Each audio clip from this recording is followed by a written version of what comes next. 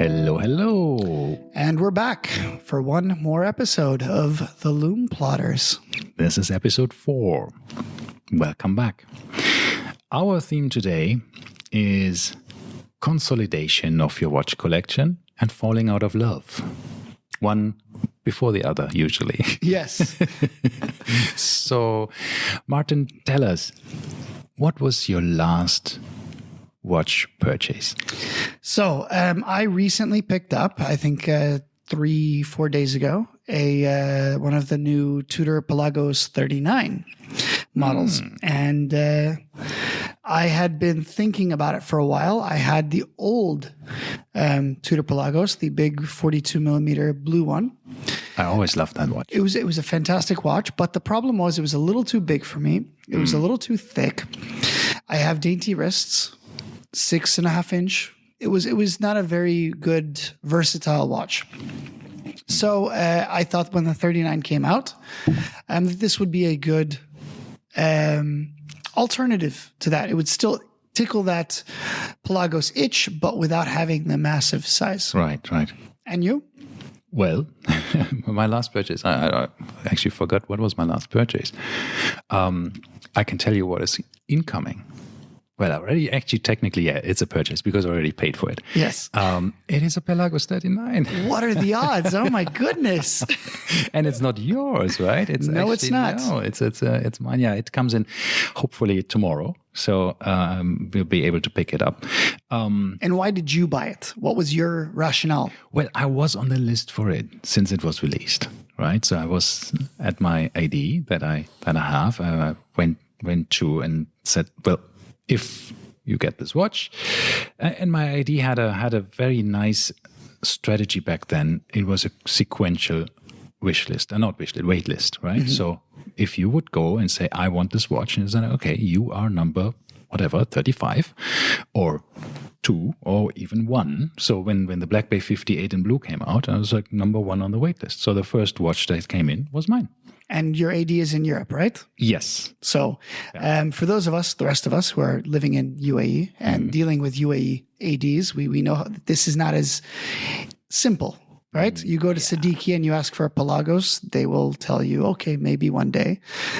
So in my experience with both Siddiqui and Russell Houri, I've had zero luck with wait lists.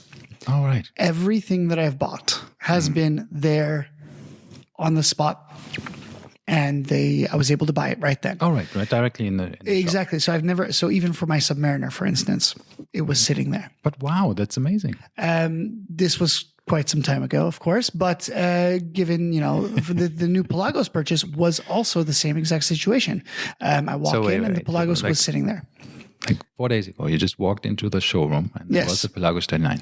And without trying it on, and without really knowing whether I liked the watch, I still pulled the trigger and I said, I'll figure it out later. Nice. Would you like to know what happened? Yeah, just 1 second.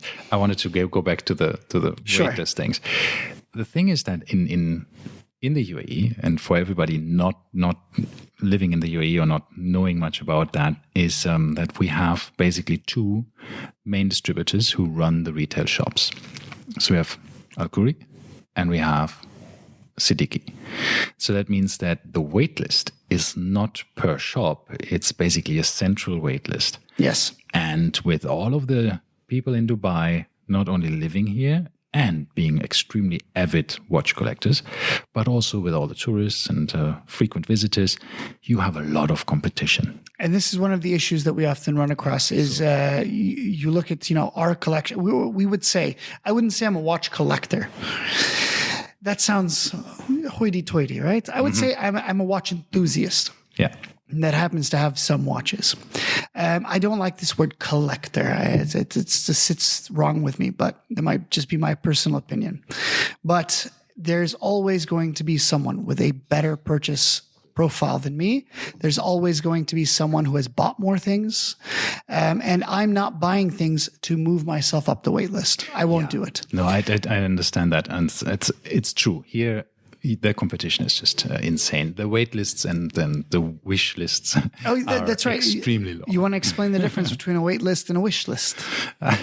Well, I don't even know really what's the difference. I mean, if you get a spot on the wait list, it's not really sequential either. But anyhow, exactly.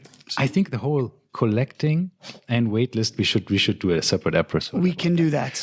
But now you said if I want to know what happened. So yes. What happened? So just today, I ended up selling my Pelagos 39 for a number of reasons. Okay.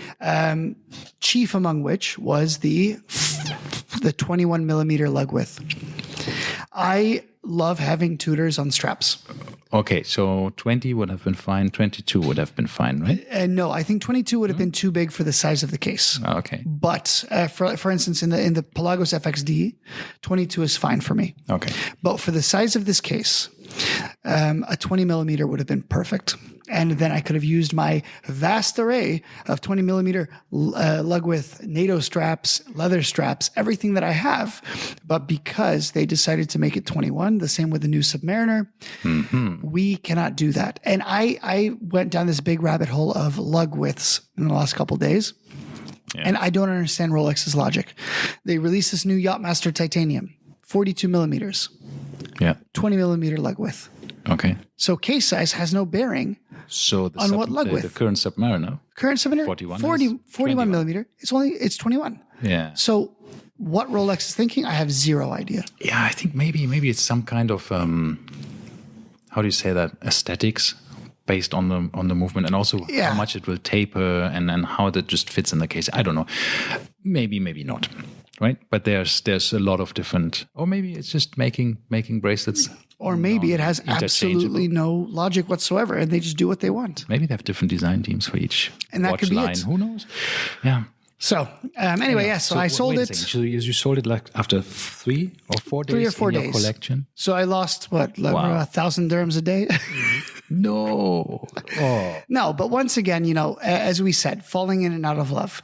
Yeah. I bought this watch not knowing if I was going to keep it. Okay. So I subconsciously had the idea that I might be losing money on this, but when am I going to have the opportunity to buy another one? Okay. So, and I'm truly the type of person that will only experience a watch if it's in my possession and I own it. So I can try it on 100 times in the showroom, and that will tell me nothing until I've put my credit card on that table. Yeah, but isn't that, I think, also the nice thing about the hobby? When people say collecting, and I know you have said that to me before, probably not on the record, but that you want to create a collection for life, right? Yes, I did say this. I would love to have a collection for life. If you think about it, everything that we value today in the watch world, the majority of them are vintage, right? There's a lot of new watches, but the high value pieces are mostly vintage, right? We look at vintage Submariners, how they have gone up in value. Steve McQueen GMT, Steve McQueen Explorer 2, the Daytonas. All new in Daytona, yeah. Exactly. All of these have gone crazy in price. Well, and now imagine being able to get on that on the ground floor. So you have your Daytona, you have your GMT now, and then in 50 years, it's bound to be a classic. But you also know at that time, people didn't want the watch. They didn't like it. Correct. So that's why they are so limited numbers, because it wasn't a popular watch. And this comes across wrong. I do not mean to say that I want to sell these items. I want to keep them for life. I think what you want to sorry, I can't read your mind, but I think it's you want to just have watches that can stay with you for life. And they need to be classics for that, right? They need to be classics. Yeah. And also, I had a lot of watches that I didn't fully like. And I started thinking, if there's a watch that you like maybe only 80% of the way, or 8 out of 10, is it worth keeping? Or should you replace it with something that you like 10 out of 10? So I think what you are is a serial flipper with a goal of keeping watches.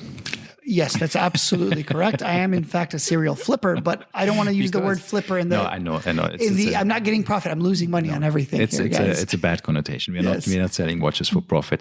But my point is, in order to experience these watches, isn't it a great opportunity to actually be able to go through watches rather quickly to also find out what you really like. Absolutely. Because usually, I mean, I can't tell you how many mistakes I made, how many watches I bought. I've hundreds. That I just didn't work for me eventually. And I thought, like, what was I thinking? Right? And my watches that I do this with generally end up at the Timepiece 360 auctions. So I think over the last 2 months, 3 months, I've sold probably 10 in those auctions. So but which is basically, it's nice to have this opportunity to be able to use these auctions to be able to sell our watches. So since you visited Timepiece 360 today, in any case, so you dropped a few watches there besides. Yes, correct. So I ended up dropping, I think, 6 watches today. Okay. Not all of them are heavy hitters, so don't think that I have 6 Daytonas sitting there. We're talking G-Shocks to Tudors and Oruses. I think this is what we watch. Collectors or enthusiasts usually have a lot of, right? These little impulse purchases. Yeah. And are like, when you see something for 6K, 1,000 dirhams, that is, right? Yeah. Which is what, $1,500. You think, well, okay, that's not that big of a deal. I'll buy it and we'll see what happens down the line. If I lose $500, who cares? Yeah.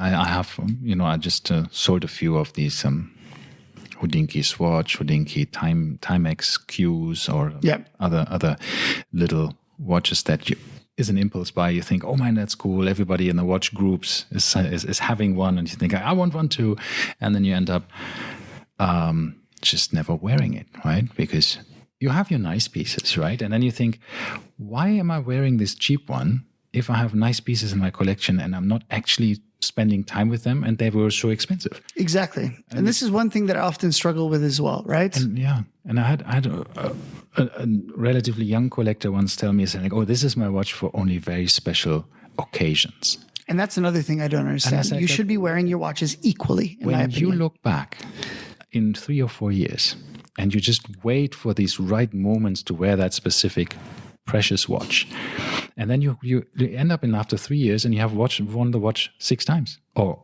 maybe even less, and you think the cost per wear, right? The cost per wear of this watch is insane. It makes no sense. Thousands of euros or dollars or whatever each time you wear it. Is it worth it? No. Wear it more often, and the cost per wear goes down, right? But with this collector mentality, we also have this idea that I have it, and that makes you happy. Yeah. Okay. If that makes you happy, then that's fine. But if wearing it, but is that the right logic? Just because I have a Daytona or something in my collection and I don't wear it, I have it in a safe, let's say, is that the right way to do things? Yeah, for me, it's not. I mean, no, absolutely I want to wear this watch. I want to run around with it the whole day. Want to look at my wrist whenever I check the time. I want to just have a smile on my face. Speaking of checking the time, what are you wearing? Okay, I'm today wearing my Glashütte Original Pano Reserve. Sorry, I have to put on my glasses because no, it's not a Pano Reserve. It's a Panomatic Reserve. So it's a panorama date. It has the small, yes, has the big date. It has a small offset time, small second, and then Is that a Power Reserve? And then the Power Reserve at 2 o'clock, and then at 4 o'clock, the big panorama. And what he failed to mention is a solid hunking gold beast of a watch. It's beautiful. It's silver dial on this brown alligator strap. Yeah, the strap is of course not original. It's a beautiful pairing. And then what I looked at this watch. Okay, that could be a whole nother podcast. Is watchmakers mismatching straps to their watches, right? And this is a silver dial gold watch. It begs to be on a brown strap. Yes. Why they would ship this on a black makes no sense. I totally agree. And that's because when I got the watch, an excuse for my dog who just sneezed, because we are recording this at home.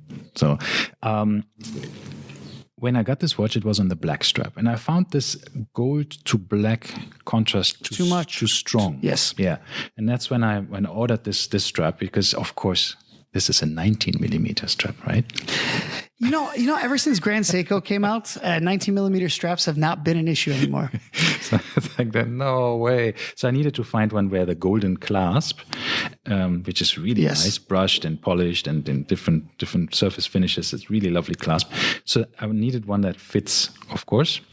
And where did you get this strap? This one is from D-Lugs. Oh, D-Lugs. Very nice. Yeah, from Singapore. I happened to order a strap. I had a little bit of insomnia the other night, and I made a 3 a.m.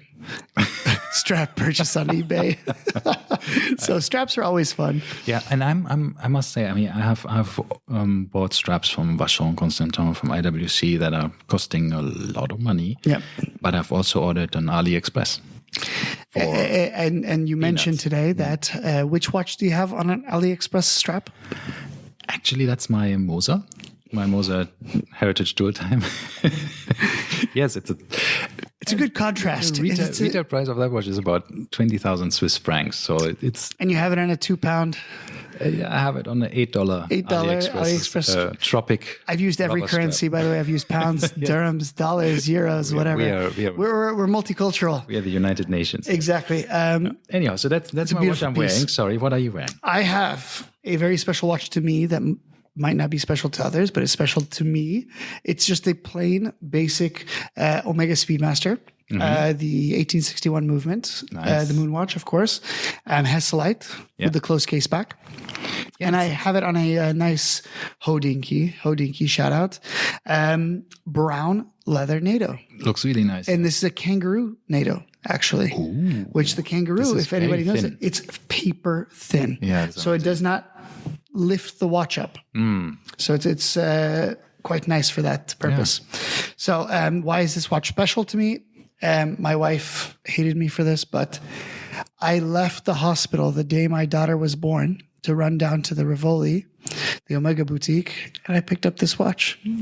Oh, yes. So it's not just a birth date; it's a birthday. Right. So it's the day of my daughter's birth. I went and bought this watch. Oh, fantastic! And to me, that's truly special. Right, very nice. And she's getting into watches a little bit, so I'm very. Your daughter? Yeah. My daughter, she's 6 now, and she's. I'm seeing a little bit of passion. We'll see how it goes. Okay. She has a little watch collection, 4 watches already. Okay. And she chose the last one herself. Nice. It's a little Casio with she wanted a rotating bezel like the Submariner. Oh, like Daddy. She said waterproof. She said she wanted a Submariner, but in pink. Oh, so we got her the Casio that does basically all of that. Yeah. So super cool. I failed to mention that this watch also was a gift to me. What? Nobody's giving me these gifts from my wife. So she bought this watch for me, and I must say it's a lovely gift. It's fantastic. I also had to get a bit. I had a problem that I thought, okay, this is it's my only solid gold watch. Yeah. So, I mean, I have two-tone watches, but that's my only solid golden watch. And I was also a bit struggling of when to wear it because I've never had a golden watch made of solid gold. So, but now I'm also just wearing it and enjoying it. And that's what it should be. I think you can, especially in Dubai, right? Oh, yeah. If this was Germany, you'd have your arm chopped off. There was, I think, on CNN an article that we are the 3rd safest country on the planet. We used to be 1. We must have gone down. Yeah. I remember Abu Dhabi was safest city in the world, like 3-4 years running. I was wondering as well, who's actually more secure? But Singapore? No, it was not. It was not the usual suspects, right? Yeah. Like maybe Switzerland. Switzerland has been having some issues. Yeah, I think it was it was a Scandinavian country. The Scandinavians are always nice, yeah. Anyway, all right, let's get back to the topic. Topic at hand. Exactly. So going back to your reselling of watches. So this is an example 6 watches this is an example now of a watch that I would never sell, right? Yeah. This is a lifer. Absolutely. Yeah. You can't. Even if it wasn't my daughter's birth year watch. Yeah. Why would you sell a Speedmaster? To me, that is such a staple of a collection. It's such an icon that there's no reason to sell it. And it's an icon for a reason, right? So I've realized that basically these watches, quote unquote, icons, are very good keepers, and they're icons for a reason. Yeah. Yeah, I think you're right when you get the watch. And of course, if you don't fall out of love with it, right? I mean, this one, obviously you have probably thought about this watch for a long time and you thought, okay, daughter born, done, everybody healthy, I'm going to buy this watch. Correct. Right? But it was on your mind for a while. Of course. It was never an immediate purchase. It's just that was the day that I actually got a call from my AD. And so it was random. It was what a coincidence. They called me that day and they said, we have a watch for you. And the thing was, being that I live in a lane, our AD is a little bit smaller than what we have in Dubai. And this was back when Rivoli was doing massive discounts on Omega, 30%. But the way you could get the 30% was if it was physically there. Right. And the issue was if I said, okay, bring me one, it no longer counted towards the discount. So I told them, okay, if you happen to get one in, not me ordering, just a random one comes in, then I'll buy it with the discount. And that was the day they happened to call and say, okay, well, we got one. You can get the discount on it. Yeah. I bought it. These times are unfortunately over. Yes, they are. 30% discounts. Yeah. Nice. But 6 watches selling. yeah, 6 watches. You are obviously, you are selling them not just because you want the money that is stored in these watches back. You want to spend that money on something. Yes. else. So the thing is, I had a Black Bay 58 for a while, and I fell out of love with it. Things started to bug me on the Black Bay 58. The crown, for instance, has absolutely horrendous grip. You cannot wind it. It slips through your fingers. It doesn't have the knurling that a Rolex crown would have. They recently changed that in the newer They watches, did, correct. right? So they finally changed stronger knurling. So I might, be interested in a newer one later down the line. Other thing, the bezel, also no grip. And if you get your fingers wet in a pool for something, then there's no chance you're going to get a grip on that bezel. I hate the lack of crown guards. I know it's historic. I prefer crown guards. Okay. If it's a sports watch. And it's little things that over time, that kind of started bugging me and kind of poking at me. And finally I said, you know what? Let's get rid of it and find something that I actually want to wear. And hence the Pelagos came in. Didn't like that as well. So now we have some cash, and we'll see what happens with it. All right. So you're not telling us our plans. We'll see in the next coming episodes what actually happens. Okay. I don't want to give anything away, and I'm not going to presume that I'm going to buy something yet. Yeah, very nice. But I have ideas. Well, this is how I got to my Mosa as well. I consolidated. I decided that I really want this watch. I had a friend who, by weird circumstances, ended up with 2 times the same watch. One, he was on the waiting list for one. And the second one, he then decided, screw the waiting list. I'm just going and buying it from the secondary market. So he bought it from the secondary market and then got the call 2 weeks later that his watch actually arrived at the AD. So he's like, okay, man, what do? I don't want to spoil my relationship with the AD because, it would be easy to just say like, well, I got the watch, so no, I don't want it. But because it was ordered in his name, he thought, let me buy that as well. It's good for my profile because this is the thing we have to do here in Dubai, right? To keep the AD happy. Yes. So they provide watches to you. So that they allow you to spend thousands and thousands of your dollars. It is what it is. Anyhow, so he decided, he got it. And then eventually he ended up with 2. And of course, he doesn't need 2 times the same watch. So he asked me if I want to buy it. And I thought about it for a very long time. And I think eventually I said, okay, you know what? I need to sell some watches. I'm not going to buy or put cash on the table. I want to buy this watch more or less just from the watches I sell. And let me stop you right there. That's one thing that I feel is very, very nice. If you have a core collection that you can then flip watches within. To buy something else. If something new comes out and you love it, then you're not putting money down on the table. You've already put the money down years ago, maybe. Yeah, exactly. And it's fantastic. And that's nice. Of course, some of the watches I sold, I didn't lose money on it. Some of the watches I sold with, you lose a bit, right? It is what it is. Some watches you make even a small profit when you sell them after years, which is fine. I mean, it's just equaled itself out to a certain extent. But of course, the market right now is in any case not the strongest. Yep. So it was a bit of not the best time. But on the other hand, also my purchasing price was low. So you sell low, but you also buy low, right? Yes. Because the market is exactly low at the moment. So it's not the end of the world. I mean, if we could always time the market right and know that it's going to go down, we would sell everything when it's high and then buy when it's low. But you don't know. You don't know. We don't have crystal balls, so we know hindsight is always 20/20. Yeah. So but now I want to ask a question. Yeah. We're both talking about reducing collections.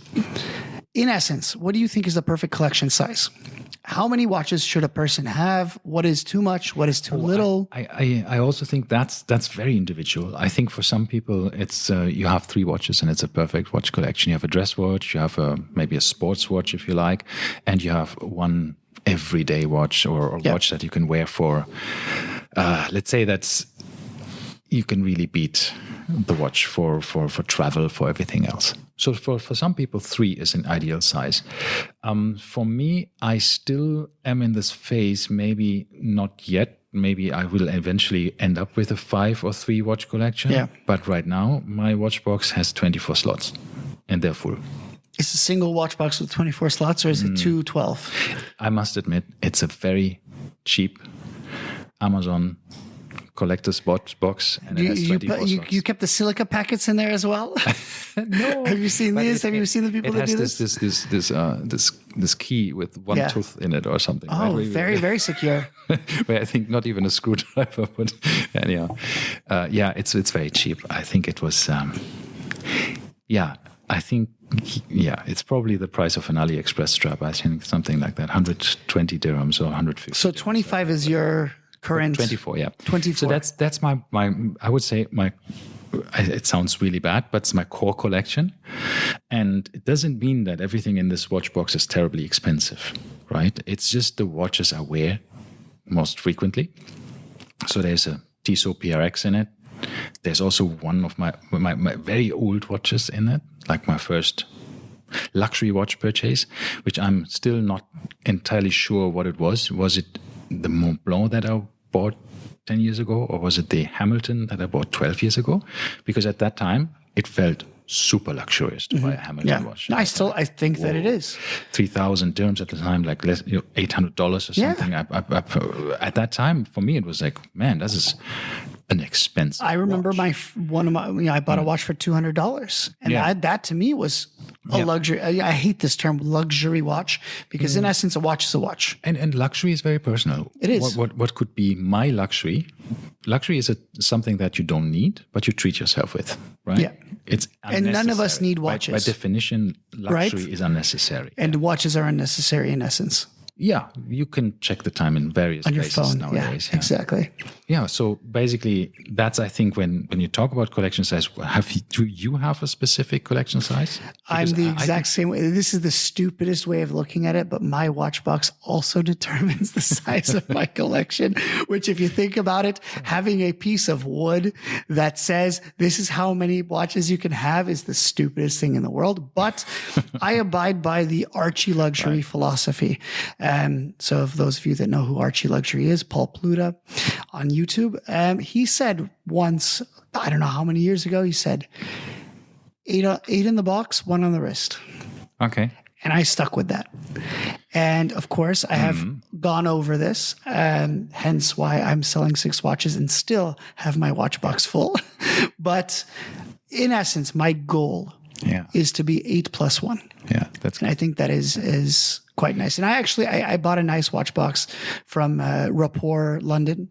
Nice. It's very, I think it was about $500, 2,000 dirhams.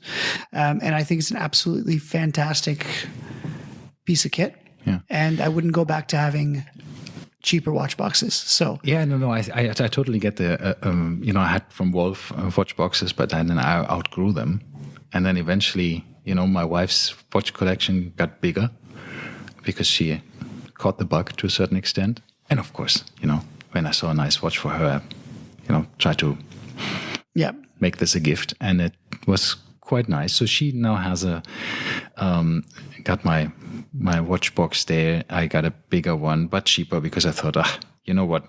I don't really want to have a big watch box that is nice, because then I also have the problem that I will always try to fill it. Yes. So I'm now going the way that it's whenever if it's not in my watch box, it should go. Yes. Or at least then the watch should then move into my watch box and something else needs to go. But we both said the same exact thing.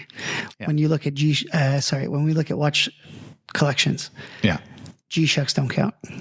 G-Shocks never count. Exactly. That's your guilty treat. So eight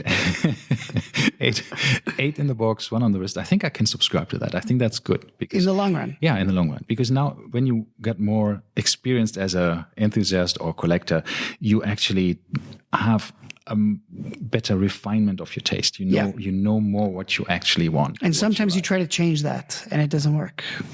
Exactly. You say, oh, I could be this guy. Yeah. I could be the guy that wears a deep sea 50 millimeter. And then ultimately you are not that guy. Yeah, it's true. For example, when my wrist is a bit bigger and flatter. So I think with 38, depending on how it's actually the lug-to-lug width and how it wears. But by the way, I've noticed this. Yeah. Dial size is not indicative of how a watch wears. To me, it's the lug-to-lug measurement that I always use. Well, I'm now a bit looking at semantics here, but dial size might very well be interesting. The case size might not. Sometimes when the dial is very large, okay. So I should say the diameter that we use to measure a watch, exactly. So the case diameter. But case diameter does not take into consideration bezel size, right? So you could have a 42 millimeter watch. I'm wearing a 42 millimeter watch. Yes. It wears like a 40. Correct. This is the Speedmaster once again. Yeah. It has a bezel, and therefore it feels smaller. It's a very dainty case as well, lug to lug 48 roughly, and that's a very wearable size. Then I had, as I mentioned, the old Tudor Pelagos, which was also a 42 millimeter case. Lug to lug on that thing is like 52 millimeter. Yeah. So it's a significantly bigger watch. Yeah. And you don't notice this just by looking at diameter. And even the dial color can sometimes make a difference. And, right? and if you wear lighter colors make a dial look bigger. Darker colors make it look smaller. Yeah. And one more thing. As I mentioned, bezel size, right? I bought a 38.5 millimeter, I think it is. It was the Longines Heritage, the sector dial. Right. And I bought it for a stinking good deal from a guy in Abu Dhabi. I think I paid 4,000 dirhams for it, box and papers. Nice. Which was an extremely good deal. And 38.5 millimeter, you think, oh, it's a small watch. It's not a big deal, but it has zero bezel. And therefore, the entire thing is dial. And on top of that, it's a light silver dial. Yeah. And it looked enormous on me. It's funny, right? And I have much bigger watches that wear much smaller. Yeah. So I couldn't understand why, but I ended up selling it because it was just not the right size. Yeah, no, I totally understand that. I have watches going up to 45 millimeters, like on the right side. But they wear fine. Right, but then like now I'm wearing a 39 millimeter but it has. I think we all agree now 39 is the perfect size. It's the Goldilocks size. I think there's hardly anybody who can't wear it. It might look, if you really have big tree trunks, which Ralph does, in case anybody was wondering. No. Not that you want to aspire to tree trunks. Wrist size, I mean, you can have people 2 meters tall and extremely muscular with small wrists. I mean, wrist has nothing to do with any kind of macho image that you might want to have. But yeah, anyhow, so mine is 39 as well. And since it's the silver dial, it actually wears a bit bigger. So it's perfectly fine for me. But you're right, 39, I think we can end our podcast on that note and saying 39 millimeters is the perfect size. Yes. So once again, what did we learn today? Summary. Watch collection size, who knows? Watch size, who knows? Selling, buying, what do you love? Who knows? Yeah. So we didn't learn anything. But we do know that this was probably the shortest ownership of a watch that you ever had, right? No. Okay. Mate, you would think. That's the story for another. No. I'll put it out. The shortest ownership I had of a watch was 24 hours. No, really? Yeah. I couldn't take it back fast enough. Oh, right. Okay. So this is the thing is I know when I make a mistake.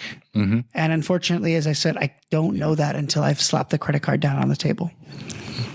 Sometimes you do okay. Sometimes you don't.